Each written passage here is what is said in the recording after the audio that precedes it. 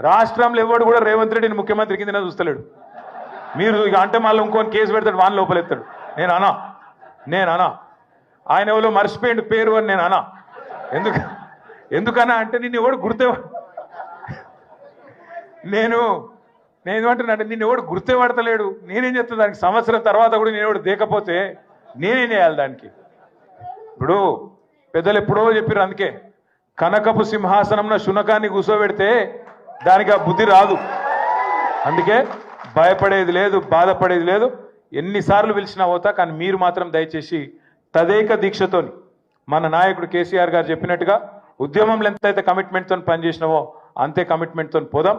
వాళ్ళు ఎన్ని ప్రశ్నలు పెట్టినా, ఎన్ని సవాళ్ళు వేసినా, ఎన్ని రకాల ఇబ్బందులు పెట్టినా, ఎన్ని రకాల కొత్త రకాల కేసులు పెట్టినా భయపడేది లేదు, తల వంచేది లేదు. నిజాయితీకి ధైర్యం ఎక్కువ. వాడు ఎవడు ఏమనుకున్నా సరే ఇది లొట్ట పీస్ కేసే, వీడు ఒక లొట్ట పీస్ ముఖ్యమంత్రి. బరాబర్ కొట్లాడదాం, గట్టిగా ముందుకోదాం.